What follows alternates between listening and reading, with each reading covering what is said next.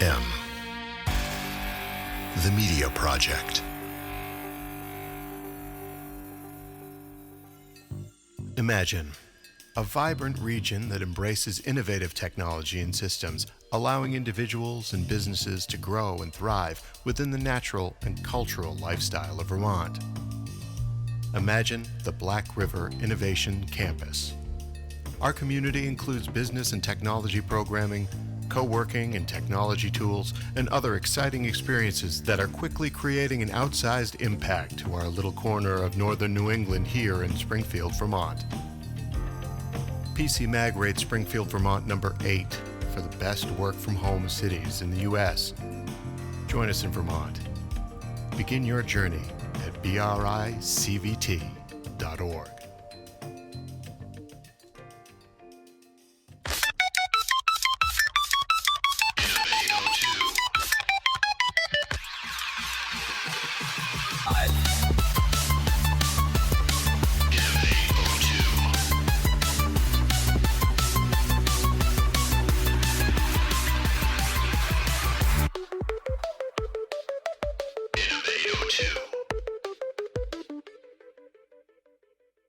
Howdy, all you rural tech folks out there listening. This is another Innova802 podcast. I am your co-host for the Innova802 Crew, Scott M. Graves, down here in central Vermont on the west side of the mountains. You see, here in Vermont, it matters. You're either west side, east side. You know, it's like the West Coast, East Coast type thing from like the 90s. And here I am on the west side. With me in the virtual studio are my two co-hosts, members of the Innova802 Crew. I've got Ryan Munn over in White River Junction. Hello, here in White River. And up in B-Town, Burlington, the Queen City, Burlington, Vermont, we have Will Jeffries.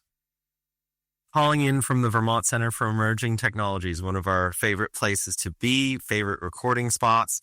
And also the other thing you forgot, Scott, is we get to share weather being on the west side together.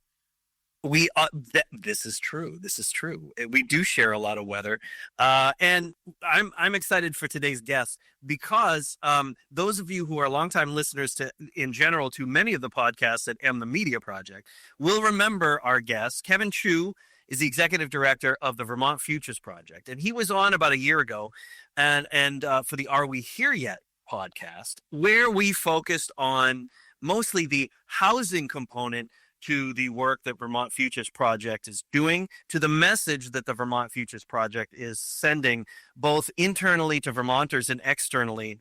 And today we're going to broaden that a bit and talk more on the workforce development and tech side of that. But I'm sure housing will be in there too, because frankly, the ecosystem is the ecosystem and all this stuff is related. Yeah, and it's been a pretty exciting year for the Vermont Futures Project with quite a bit of very prolific work coming out early in the year with the Economic Action Plan for Vermont, as well as an op-ed, Vermont's Future is a Choice Between Scarcity and Abundance, which I find both very fascinating reads. So thank you, first of all, for the work you've done and been doing for many years, Kevin, and really appreciate having you on the show with us today. Welcome. Thanks so much for having me. Really appreciate you making the time to have this conversation. Hello to the listeners. Really appreciate you all being part of the conversation about how to build a brighter future here in Vermont. Awesome. So I want to start off just with kind of a leader question of just a little bit of your background, kind of coming to Vermont Futures and how that started, and maybe a little comment on how you find time to do all this great research. Thanks, Ryan. So my story, I'm going to start back with the personal story. I am the son of immigrant parents. My parents immigrated to Vermont, of all places, from Southeast China back in 1986. They had one social connection to the United States. I have an aunt that married an American, and they happen to live here in this wonderful state. Neither of my parents spoke English when they arrived. Neither of them had a college degree, and they took a really brave leap of faith to leave behind everything they knew and come to the state in pursuit of economic opportunity, the American dream. And I share that story because it very much shapes my perspective and how I carry out the work of the Futures Project. To me, it's about opportunity. How do we continue to make sure that opportunity is part of the Vermont narrative, not only today, but moving forward into the future as well. That's incredible. I think I've heard that briefly before, but never quite as much detail about only knowing one person and coming here on such a leap of faith. Apologize for maybe dating you, but how long ago was that? You said 70s? They moved to Vermont in 1986, and I was born 1986. a few years after that. Yep. Excellent. Wow. That's amazing. So that really kind of, I can see how that informed and influenced the work that you're doing today. Did you go to school here in college in Vermont, or did you leave and come back like some folks? I stayed here. I like to say I grew up in Vermont. I want to grow old here too. I'm a graduate of Burlington High School, pre-Macy's. They'll be moving out of that space soon. And then I attended Middlebury College, where I studied environmental studies and education. And I like to joke, I also majored in track and field, spent just as much time on that as my studies. And then I stayed here to begin my professional career, worked at the University of Vermont for about 6 years in a variety of capacities before joining the Futures Project. Awesome. Okay. So how long now has the Vermont Futures Project been going? And it didn't start with you, right? It was going before you joined the project? It did not start with me. The Futures Project was launched in about 2015 from the Vermont Chamber of Commerce, who work in the policy space, and they advocate on behalf of the business community to create conditions for economic vitality here in the state. And the Futures Project was created to bring a consistent data and research perspective to inform the policy conversations. So early on, the work was aggregating data from federal sources, from state sources, sometimes even local sources when that data was available or reliable. And then that set up the organization to shift more towards the education part of the mission. During the pandemic, my predecessor, Lori Smith, launched the Vermont Economy Talks. It was an educational campaign to help demystify what we mean when we say the economy. Sometimes it feels like this nebulous thing that just happens to us. But in reality, we are all active participants in the economy, especially at the local level. So the decisions that we make, the choices, both at an individual and a collective level, shape what that economy is. Absolutely. So it sounds like a bit of divergence from traditional economics theory into behavioral economics and real observing what's happening on the ground. Certainly. The sweet spot for the Futures Project is this convergence of numbers and narrative. It's qualitative and quantitative. And when we're working towards a future that's 10, 15 years away, certainly the helpful in understanding trends where if current conditions hold, but data isn't destiny. If we don't like the direction of the trend lines, we can influence the outcomes. And that's why we need the human element to guide where that future should go. The work of the Futures Project to build an economic action plan was anchored in the hopes, dreams, and ambitions of Vermonters. And Kevin, I know that part of what's been really interesting and compelling to me about the work that you're doing is not just the data that you're gathering, but the way that you've been really working to make this accessible and to really tell a story around Vermont, not just to policymakers, but to individual Vermonters in towns and municipalities across the state. And that just strikes me as really important to be able to break down this big, sometimes abstract idea. Since I don't know if all of our listeners will have necessarily read the plan just yet, although I hope that after this episode they do, would you be able to give us a quick breakdown of some of what you feel like are the most important parts of that story that you've been able to tell through this data that's been gathered over the years? Certainly. So I had the privilege of speaking with over 5,000 Vermonters over the past 2 years.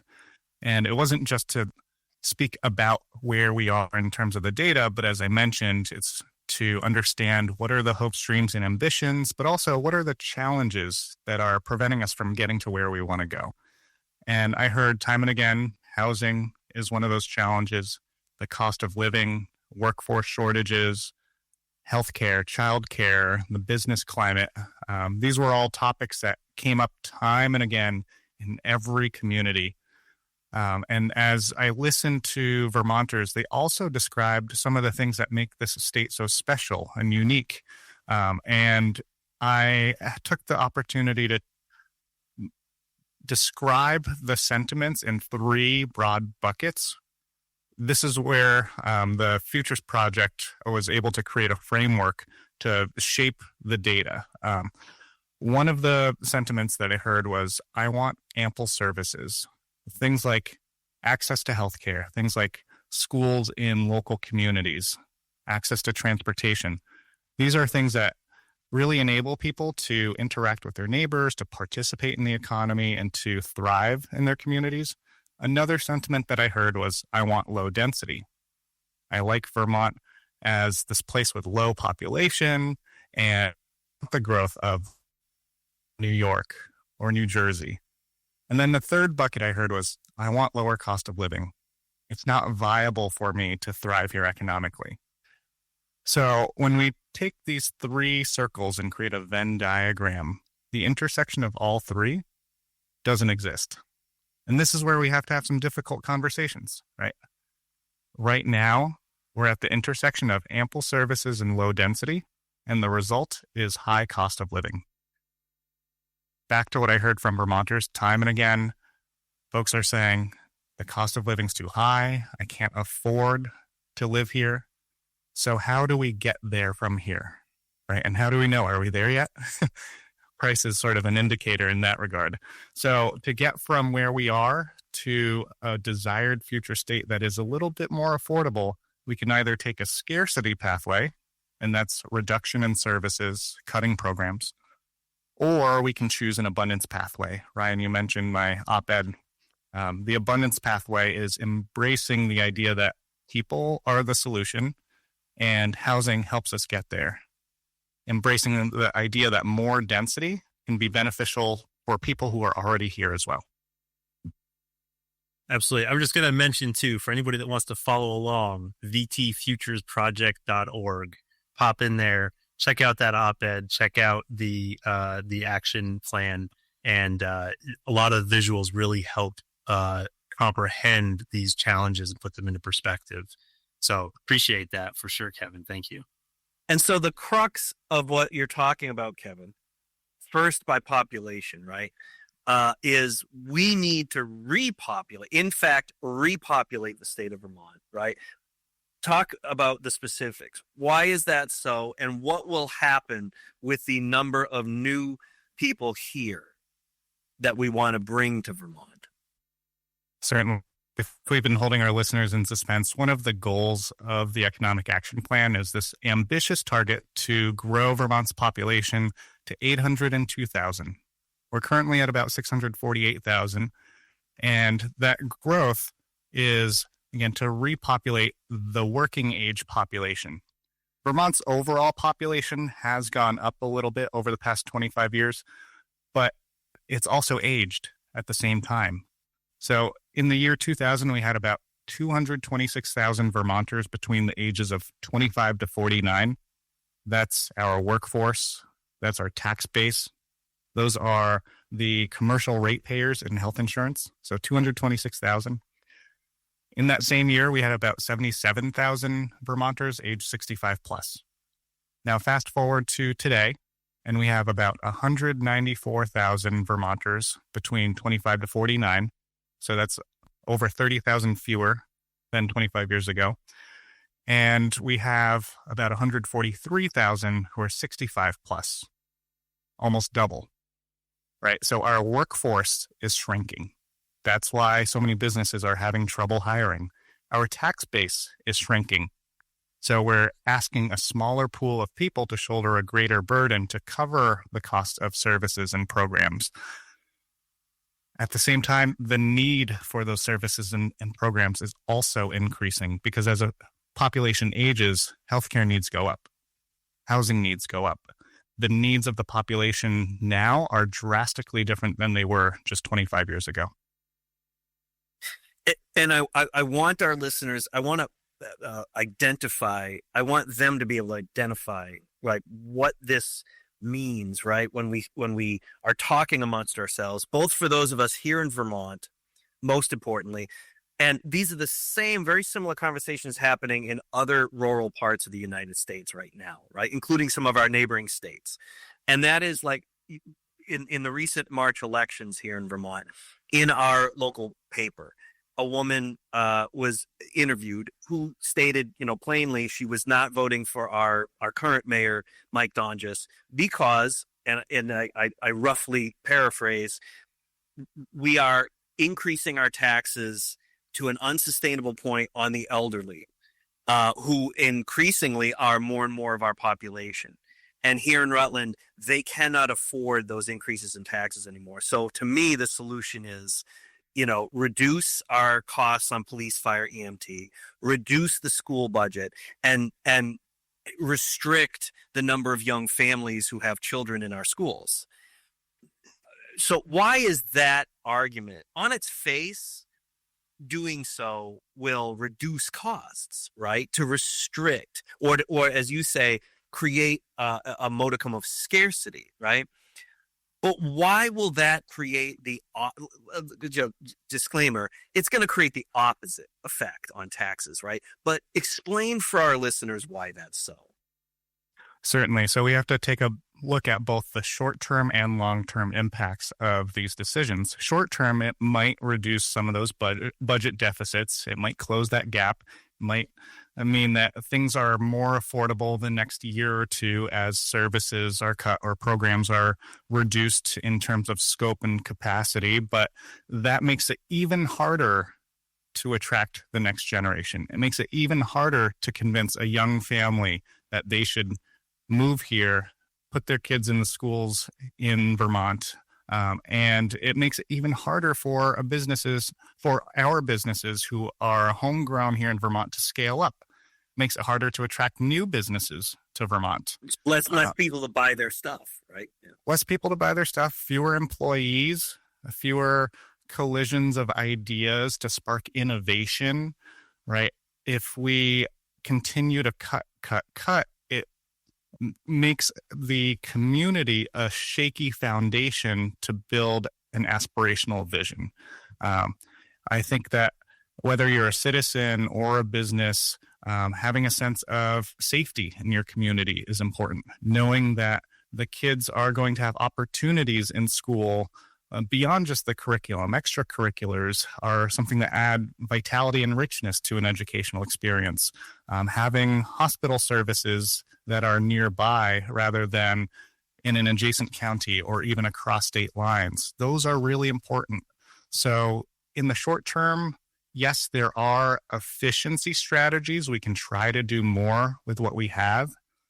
I'm certainly not saying that we are at 100% efficiency, but even if we were, we would still need some expansion. And again, this is where the data is so powerful, because I had this conversation in terms of workforce. People say, well, why don't we just try to retain more of the kids that we have in our high schools or the college graduates?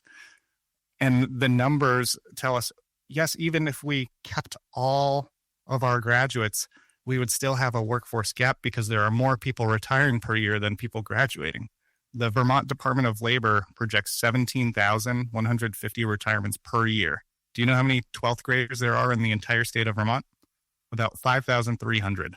Those numbers don't balance out. We don't retain 100% of those 12th graders either. So we need both. And plus, I mean, if I'm a municipality of some kind, right, I have two ways to generate tax revenue, property tax revenue, which fuels all of this, okay? Services, that is. Organic revenue growth, which is new properties or properties that are not generating property taxes right now come back online, i.e. abandoned or underutilized properties are optimized. And that's new households, new organic growth. Or my aging population continues to shrink at the same time it's aging. And so in plain English, I'm putting the screws to the same households, except those households are they're shrinking down while at the same time they're also aging and more of them are older. So that's where you get into a downward spiral. And this is what rural communities of many different shapes and sizes throughout the United States are experiencing. as they take the attitude of, we're going to start to shrink that. We just can't spend this kind of money anymore. We need to shrink things down, instead of saying, what do we have to do to retain young working class people who are able to pay taxes because they're not on a fixed income? Retain or attract them from elsewhere. There's a lot around that people want to enjoy and experience. It's why we have such a robust visitor economy. And there are plenty of folks who visit Vermont regularly who might actually want to relocate here, but we have to be okay with the idea of growth and proactively build the capacity to allow that to happen.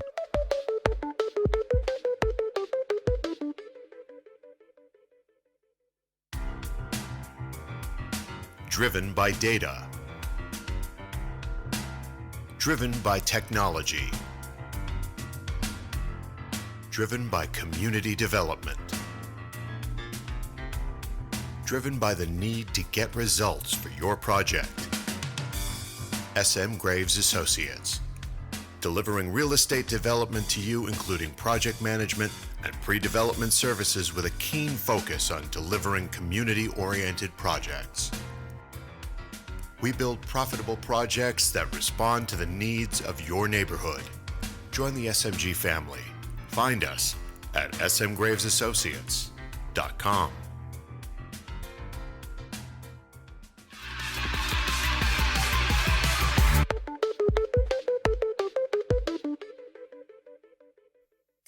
In your opinion, both inside and outside of tech or tech-enabled sectors, where are Vermont's, based on any number of factors that you see from your perspective, what are the sectors that we have the highest sort of aptitude towards attracting a critical mass of?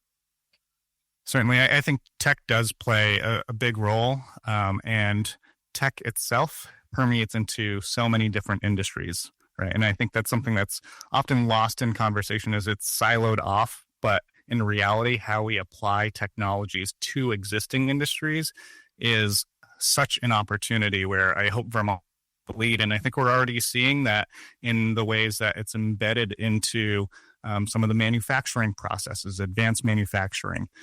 We have companies emerging like Beta and OnLogic who are at the forefront of their sectors. And then we have some of the more traditional Vermont industries or sectors, such as agriculture, such as tourism, that we can't forget about. Those will continue to play an important part of the Vermont fabric.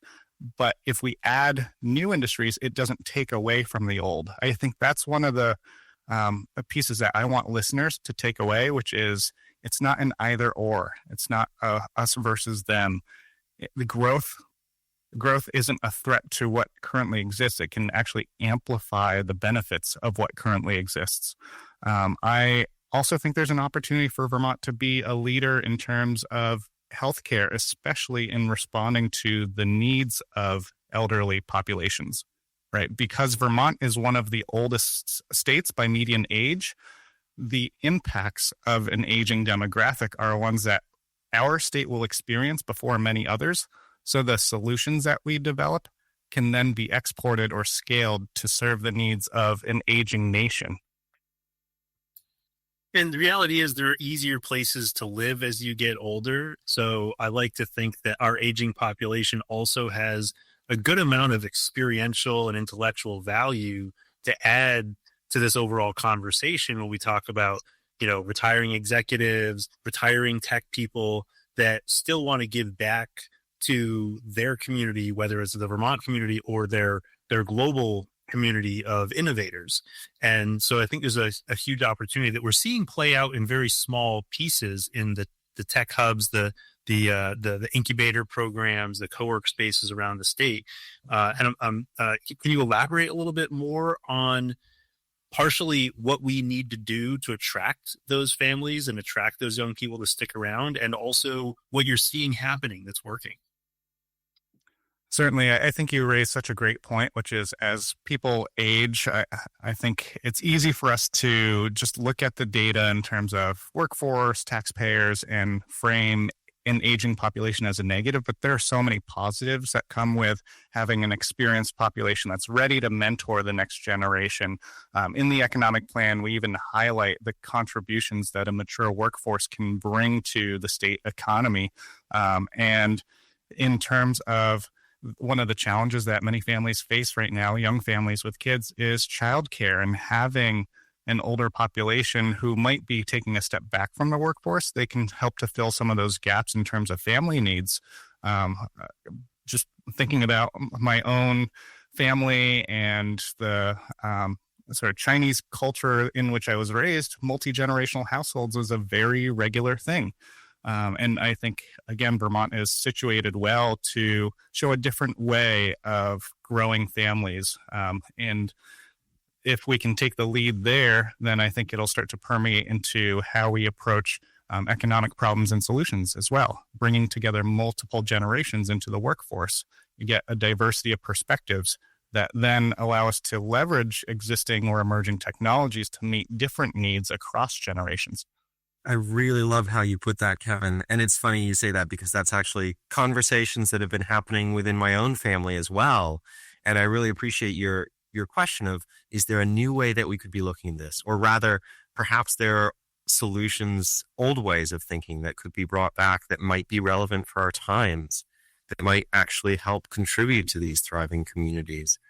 And I love finding those opportunities where 1 + 1 is really 3. Are there other opportunities for that type of collaboration, or maybe missed opportunities for resources or ways that we already have available in this state to utilize? What are some actions that we can start taking, just like you were describing, in terms of the way multiple families, or multiple generations, I should say? Certainly. I think 1 + 1 can equal 3 when we look at the intersection of demographics and housing. So median household size has been going down as our population ages. It's a predictable trend, right? Let's say you have a family of 4, and 20 years ago, it was 2 adults, 2 kids, family purchased a 4-bedroom house. Today, those kids have grown up and they've moved out, and there are 2 older adults occupying a 4-bedroom home. They have extra space that they're underutilizing. How do we tap into that? We need new housing that meets their current needs, because there are a lot of Vermonters that might want to downsize, but that means we need new housing stock for them to move into. And as they do, it opens up what they're currently occupying for a young growing family. And without that expansion, we don't have healthy mobility, so that people are kind of stuck in place, right? Aging in place by choice, that's one thing. Aging in place because you're stuck, that kind of sucks. And everyone I talk to says, I want my kids to at least think of Vermont as a possibility.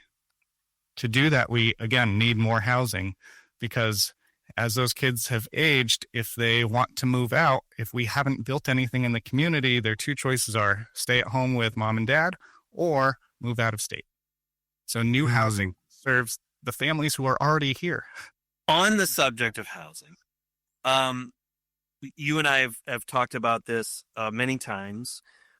And of course, yours truly has had another year of living and experiencing what it means to try to build and to advocate for housing, middle market housing here in the state of Vermont. And I recently came to the realization that part of our challenge is that at least half of our neighbors, I love them, right or wrong, but at least half of our neighbors seem to think that the housing crisis is not a crisis. No one will dispute that there's shortages of certain types of housing. But I keep coming across people, some of which have even told me just flat out, it's not a crisis. It's what keeps flatlanders like you from moving here. What do we do? I mean, I guess essentially this is the reason for the existence of the Vermont Futures Project, right? To get as many of our Vermont neighbors on the same page as far as what is this narrative we're trying to tell? How do we build a resilient and sustainable future Vermont?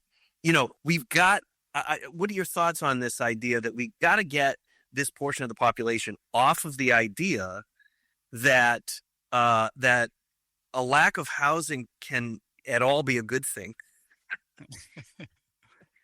I think we can start with Maslow's hierarchy of needs, right? What are those basic physiological needs that every human has? Water, food, air, shelter, right? And I hear all the time, housing is a human right. So if housing is a human right, it should be right to build housing. Yet we encounter folks in our own communities who show up and try to fight against new housing, even though we like to state that it's a human right. So I think there's a bit of disconnect there. I actually am encouraged by some of the data that I've seen. So you mentioned maybe about half of our neighbors, Scott. I've actually got more precise numbers to bring to this conversation. The question that I put in the Vermonter poll was, are you supportive of creating new housing to increase the population in Vermont, in your town, in your neighborhood? I asked at 3 different scales. At the Vermont scale, 60% of respondents said yes. Your town, 57% said yes. Your neighborhood, 46.3% said yes. So that's where we see a dip from over 50% to under. But the story that I think we need to take away is actually at every single scale, Vermont, your town, your neighborhood, there are more respondents that say yes than no. But we hear the no voices very loudly. And I think we need to do more to empower the yes voices. I had a conversation with someone on the development review board in Williston. Williston, Vermont has a lot of retail stores, and they have workers that are traveling daily from adjacent towns and sometimes even outside of Chittenden County to get to work. So Williston thought, well, maybe we should build more housing here. Some of those employees really want to live closer to where they work. It would actually be good for them. It'd be good for the environment, fewer vehicle miles traveled.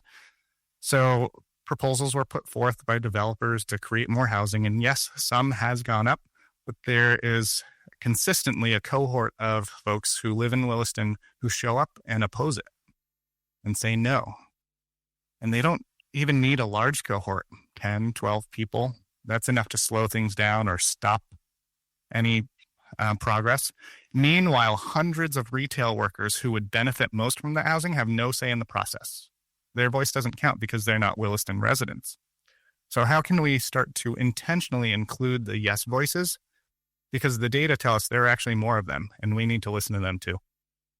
I'm gonna encourage you. So let's talk about some tools, right? Or some pathways that might get us closer to a more equitable conversation about the housing that leads to better outcomes. The revisions of Act 250, good, bad, what's your opinions on that?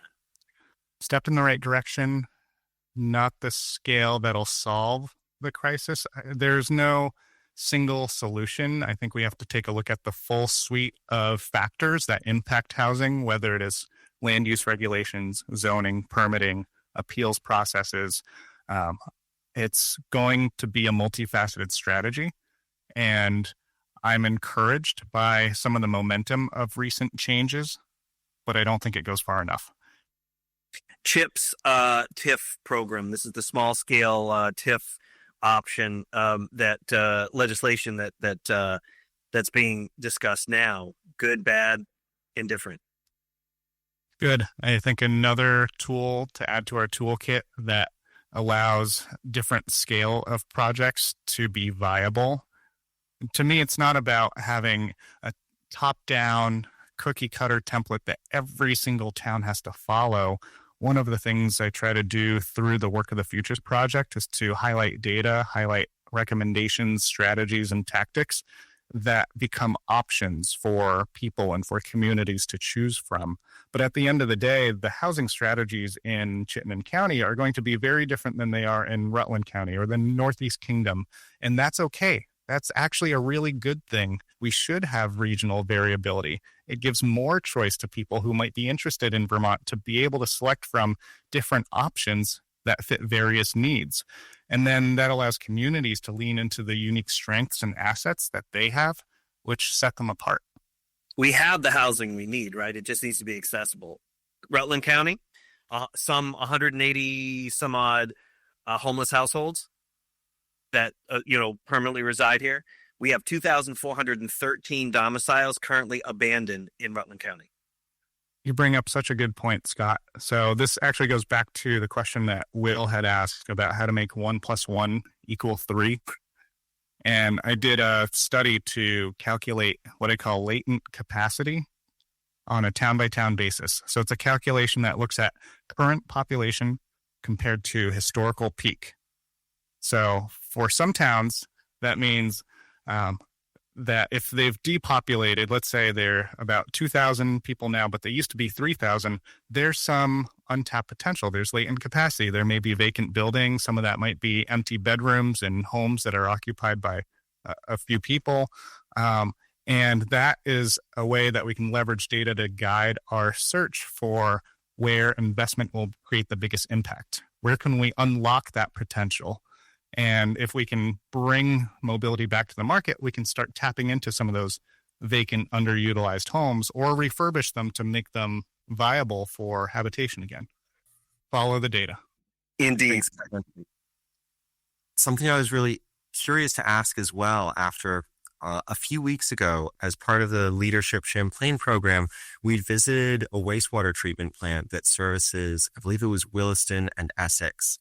I could be wrong about that, but a wastewater treatment plant in that area. And one of the things that I was learning there that was a new piece of information for me about our housing crisis and development was simply how much of a limiting factor our own wastewater processing infrastructure is. And that can be a very expensive piece of infrastructure to invest in. So I love these solutions that you're talking about how can we use existing homes? How can we use rooms that are not being fully utilized?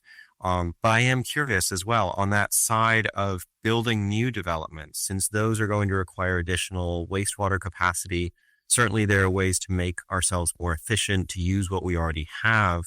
But I was also wondering, are there areas where you noted, I don't know if this is something you had studied, but areas that had latent infrastructure available for development? Yeah, that's a great question. And it's why I say that to tackle this ambitious vision, we need both efficiency and expansion strategies. There are places that are at capacity, whether it means that towns are at their historical peak population or that they're leveraging most or all of the wastewater and water infrastructure that they currently have. In those locations, there will have to be expansion of some of those fundamental pieces in order to facilitate new growth. In other towns, other places, some of that capacity might already be there because it was built out 50, 100 years ago. And again, that's why the economic action plan isn't a top-down, you shall do type of strategy. It paints the picture with data and highlights the options available to empower communities to dictate where they want to go in the future. With that said, it also paints the picture of how every community can contribute to a collective goal. Because to bring it back to something that was said at the very beginning, it's an ecosystem. And when one town flourishes, adjacent municipalities also benefit. And we have to be able to think regionally. We have to be able to bring that ecosystem approach into our patterns of development, our patterns of growth, so that we can amplify the impact of growth in one place to start benefiting Vermont overall. I love that idea. And that need for collaboration too, where we have these disparate resources or ways that we can slot these together or collaborate between towns, communities, organizations. That's the theme that I've been seeing cropping up across a lot of industries lately, I really started diving deep into that middle of last year, I would say, and it's continued to grow in terms of the need. But something else I was curious about, you mentioned, because it's in the name, an action plan, and all these recommendations are helpful to guide, to provide the context for how to make those decisions. But I was also curious, would you be able to give us on a couple of different levels where this can really start having concrete actions, concrete choices that perhaps municipalities, state level, individual towns, or even maybe individuals within a certain community might be able to start taking actionable steps on this? Certainly. So in the action plan, the last section highlights how you can help. And it's from a few different perspectives. So one perspective is as a resident, supporting local growth, choosing as a consumer where you spend your dollars so that we're lifting up local businesses and services, and then advocating for growth-oriented policies. The policymakers in our state, right, are elected by the citizens. So the citizens have a say in where we decide to go for our future. Then another perspective is as a visitor, right? Because that's an important cohort to bring into the conversation. Visitors can really help to promote Vermont's strengths and tell their story about why visiting Vermont is so awesome so that more people come and enjoy the state.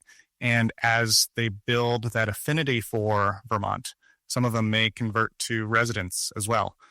So the visitor perspective is a very important one. And it's great to bring new ideas into the state. So the exchange, the movement of people to different places, whether they're born here, going elsewhere, or they grew up elsewhere and they're coming here, that's healthy for our society. Another perspective is as an employer. So what can you do as an employer?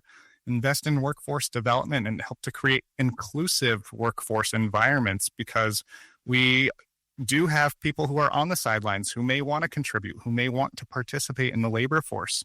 One of the things the plan does is to highlight the potential that we already have here, and how to reduce or deconstruct barriers that are in the way, whether that's things like childcare or people that are leaving the justice system, folks with disabilities, and there are benefits cliffs that disincentivize work. These are all solvable.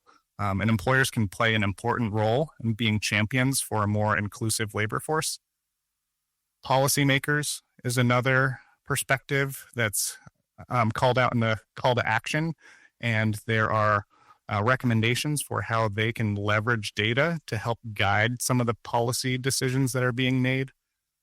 Our educational partners are one of the other perspectives that we bring into this to start or continue to align curriculum with evolving labor force opportunities.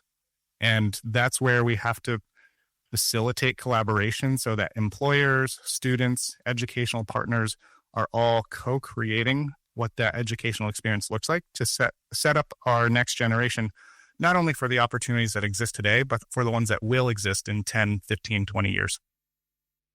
And if you can comment on that a little deeper on the education piece too, because, you know, Vermont has some interesting statistics around some of the lowest student to teacher ratios, which sounds like a great thing. But at the end of the day, that's also why the talk of consolidating schools is a hot topic.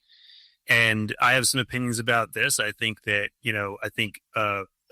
more kids in school, in a particular school, the better, the more diversity going on there. Also with technology today, I think there's more opportunity for schools to collaborate across subjects and across curriculum, across different regions. And so, if you would talk a little bit about what you've seen in the data around the benefits and challenges to our academic age population, and how that parlays into this statistic you mentioned before about only 5,000 graduates. I mean, those things are tied to the parent age people of 25 to 49, right? These are all interconnected components. Certainly are. I'll start off with the macro level numbers in terms of education, which is we have about 20,000 fewer students in our public school system today than we did 20 years ago. So we went from about 100,000 down to about 80,000. And that number is going to continue going down unless we can attract new working age families and grow the population. So that comes with it some challenges. Ryan, you mentioned school consolidation as one of the hot topics right now. The teacher-student ratio, another way to look at that is per pupil spending, right? And as the enrollment numbers go down, there are still some fixed costs. It costs the same amount to keep the lights on in a room when there are 3 people in it versus 30 people in it. And we don't really have economies of scale here in Vermont. So I love that you are bringing the technology perspective into this to open access to new opportunities that might not be available in person for a child in one town. Perhaps they can join a cohort digitally to access educational opportunities in a way that leverages economies of scale. I think you also highlighted another crucial piece, which is when you have enough students, it brings in possibilities of different programs, different extracurriculars, right? It takes a lot of kids to have multiple sports teams every season. And those are things that, again, enrich the lives of young people. So, yes, the one-to-one time, the low teacher-to-student ratio can be a positive in one sense, but we also have to take a step back and ask, is it serving the whole student? Is it serving the whole family and the whole community? Or is it actually limiting some other possibility? And I feel like those conversations are often focused on that scarcity mindset, of that scarcity pathway of like, how do we keep this small thing here and try to do it more efficiently, when really we could ask, wait, how do we grow it so more people have access to it and it becomes cheaper for everyone? It seems to me too, administratively, right? The governor's idea behind consolidating administration, if it is executed properly, is a good thing, because and kind of against what most other states do, which is we need to make cuts in the school program, so let's cut teachers and programming. No one ever cuts the superintendent. No one ever cuts the assistant superintendent and the assistant to the assistant superintendent. It's kind of like, and because in the corporate world, we don't cut the CEO of GM, we cut 7,500 workers. You see, it's like, well, what is this company comprised of? Is it the people making the cars, or is it the people teaching the kids, or is it, the people who are administering and making sure payroll gets paid and all that? Not to say that those aren't important jobs. It's just, you don't need as many people doing that, right? Yeah, I'll tell you a story that helps to bring this to life. I was speaking with a business owner in the Middlebury area who used to work for Microsoft doing enterprise sales. And she said her favorite state to work with was Hawaii. You might ask why. Well, maybe it's nice to visit Hawaii, but no, it was because Hawaii operates as one school district across all the islands. So there's efficiency in their administrative structure. And as someone from Microsoft who might be working with that one district doing enterprise sales, it means one phone call, one contract. And they were able to offer much lower prices because of that.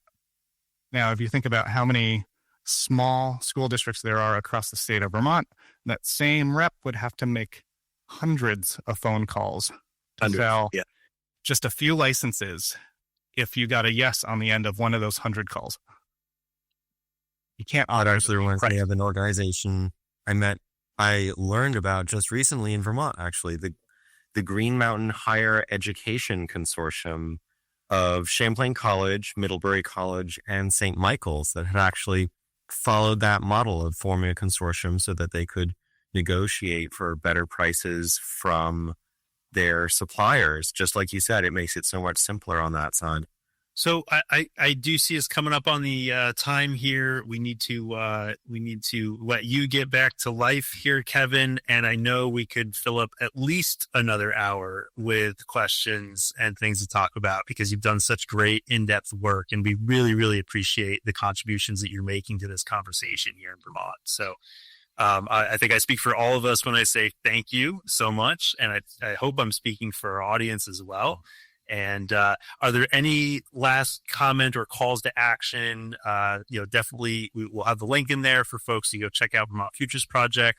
Anything else throughout the end of throughout this year that folks can be looking to be part of the conversation, to catch you at an event somewhere, anything like that that's going on? Yeah, I'll just wrap up with some concluding thoughts by sharing a sports analogy, because that's often how my brain works. I come from an athletics background, and I really think that everyone listening really wants Team Vermont to succeed. Now, our team, we have a lot of juniors and seniors who are going to be graduating from our workforce soon. And we collectively need to recruit the next class of freshmen to join Team Vermont in order to sustain our success over time, right? And whether that talent is homegrown or that talent is coming from elsewhere, at the end of the day, we just want the best players on our team. So go Team Vermont, do your part. Thank you again. Really appreciate you, your time, your work, and really look forward to another conversation. In fact, I think we should make you a regular somehow, get into a cadence here, because I know there's so much to talk about and there's so much going on too that we continue to add perspective to with your work. So thank you again. Thank you, guys. Keep up the good work. Find Innova802 on Apple Podcasts and Spotify, and subscribe to Interchain Live on YouTube for video podcasts. Innova802 is a collaboration of Interchain Live and M the Media Project.